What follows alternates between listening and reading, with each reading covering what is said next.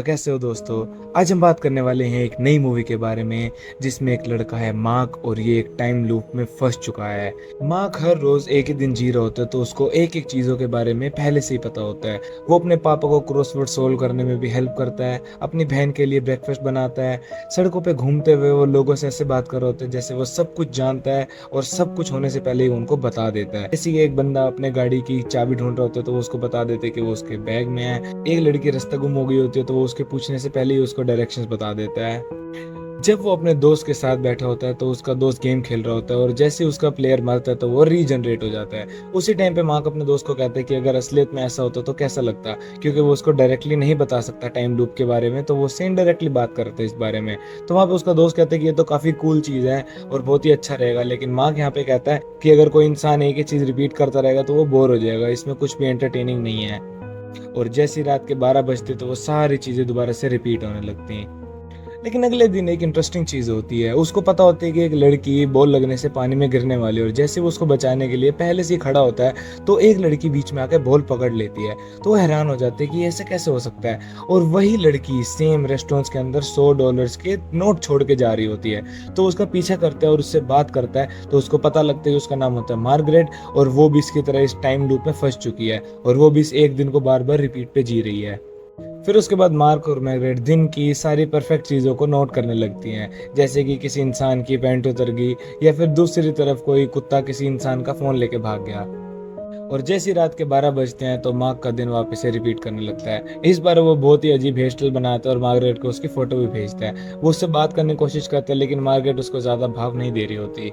लेकिन बस माँ के साथ एक ये चीज़ अच्छी हो रही होती है कि उसके साथ अब कोई होता है जिससे वो टाइम लूप वाली चीज़ को एक्सपीरियंस कर सके।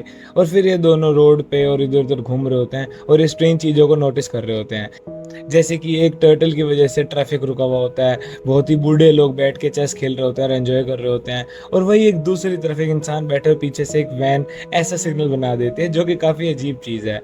वहाँ एक वर्कर अपना काम छोड़ के मस्त पियानो बजा रहा है। तो ये सारी चीज़ें इनको काफ़ी ज़्यादा एंटरटेनिंग लगती है और एक परफेक्ट मोमेंट्स नाम से एक चीज़ें बन जाती हैं।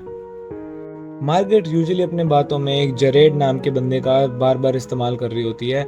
जब मार्क उससे पूछते कि ये जरेड कौन है तो वो इसका जवाब नहीं देती, बस कहती कि वो एक मेडिकल स्टूडेंट है। और फिर दिन दोबारा चेंज हो जाता है और मार्क यहाँ पे जरेड के बारे में ऑनलाइन देखने लगते कि वो कौन है क्या है। वो इस बारे में अपने दोस्त से भी बात करते कि उसको मार्गरेट पसंद है लेकिन वो अपनी फीलिंग्स उसको नहीं बयां कर पा रहा। उसके बाद ये मार्गरेट को लेके नासा जैसे एक सेंटर में जाता है जहाँ पे ये बहुत ज़्यादा एंजॉय करते हैं, और उसके बाद ये इसको अपने घर पे लेके आता है जहाँ पे ये देखती है कि मार्क ने पूरे चार्ट पे शहर के परफेक्ट मोमेंट्स को बना रखा है और वो ऐसा कुछ ढूंढना चाहते हैं कि क्या इसके पीछे कोई कोइंसिडेंस है सारी चीज़ों के जिससे वो टाइम लूप से निकल सकें। और ये बात करते करते ही मार्क थोड़ा सा आगे बढ़ते उसको किस करने के लिए, लेकिन मार्गरेट पीछे हो जाती है और वहाँ से निकलने लगती है। और मार्क उसको कहते हैं कि वो ऐसा क्यों कर रही है, अगर वो भी इसको पसंद करती है तो वो रुक सकती है, लेकिन मार्गरेट कहती है कि वो ऑलरेडी बहुत परेशान है टाइम लूप से और उसका वो सिर्फ एक लौता दोस्त है यहाँ पे, तो वो इस चीज़ को ख़राब नहीं करना चाहती। मार्क फिर उसके बाद अपने साइंस टीचर के पास जाता है और उनसे बात करता है टाइम लूप के बारे में कि टाइम लूप से अगर किसी इंसान को निकलना हो तो उसके क्या चांसेस होते हैं। और फिर इस चीज़ के ऊपर काफ़ी ज़्यादा डिस्कशन करते हैं और मार्क को एक तरीका मिल जाता है कि हाँ, अगर वो टाइम लूप से निकलना चाहता है तो उसको कुछ यूनिक करना पड़ेगा।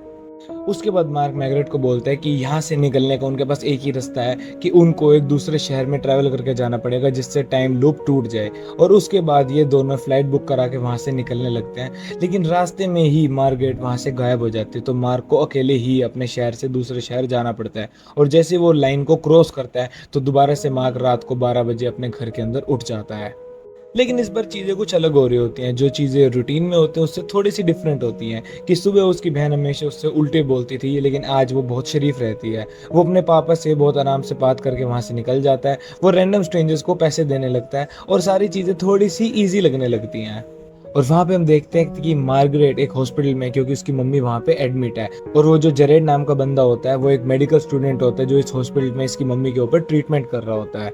मार्गरेट को अगले दिन एक डॉग मिलता है जो कि एक पालतू डॉग होता है, लेकिन वो अपने घर से गायब हो चुका होता है। तो वो उसको लेके उसके ओनर के पास जा रही होती है, लेकिन वो रास्ते में ही मार्क के दोस्त के घर पे चली जाती है और उसके साथ गेम खेलने लगती है। और वीडियो गेम में एक लेवल जैसे क्लियर होता है तो उसके दिमाग में एक बहुत बढ़िया चीज़ स्ट्राइक करती है। तो वो तुरंत वहाँ से भाग के मार्क के घर पे आके उस चार्ट पे एक बहुत बड़ी स्ट्रिंग्स लगा के उसको दीवार पे टांग के एक 3D मॉडल बनाने की कोशिश कर रही होती है, और उनकी परछाई को दीवार पे लगा के एक 4K मॉडल बनाने की कोशिश करती है। और तभी उसको पता लगता है कि ये सारी चीज़ें कनेक्ट हो सकती हैं, लेकिन सिर्फ एक परफेक्ट मोमेंट की कमी है। और वो परफेक्ट मोमेंट शाम को 7 बजे पब्लिक स्विमिंग पूल में बन सकता है। तो वो समझ जाती है कि अब उसने क्या करना है। वो तुरंत अपनी मम्मी के पास आती है और वो बहुत ज़ोर ज़ोर से रोने लगती है, क्योंकि आज आखिरी दिन वो अपनी मम्मी से मिल रही है। क्योंकि ठीक टाइम लूप के स्टार्ट होने से पहले डॉक्टर ने इसको बोला था कि इसकी मम्मी के पास सिर्फ 1 दिन है जीने को, तो इसीलिए वो बहुत ज़्यादा डर रही होती है इस टाइम लूप के ख़त्म होने से। तो वो अब मार्क के पास जाती है और वहाँ पे उसको बैठ के सारी चीज़ें समझाती है कि उनको एक परफेक्ट मोमेंट बनाना पड़ेगा इस टाइम लूप से बाहर आने के लिए। वो थोड़ी देर इस चीज़ के ऊपर डिस्कशन करते हैं और उसके बाद वो दोनों एक दूसरे को किस कर देते हैं और वो एक परफेक्ट मोमेंट बन जाता है। और ऐसे ही जैसे ही रात के 12 बजते हैं तो वो हॉस्पिटल से बाहर निकलते हैं, और ठीक 12 बजने के बाद बारिश आने लगती है और ये समझ जाते हैं कि ये टाइम लूप खत्म हो चुका है। ये दोनों एक दूसरे के साथ गले मिलते हैं और वहाँ से चले जाते हैं।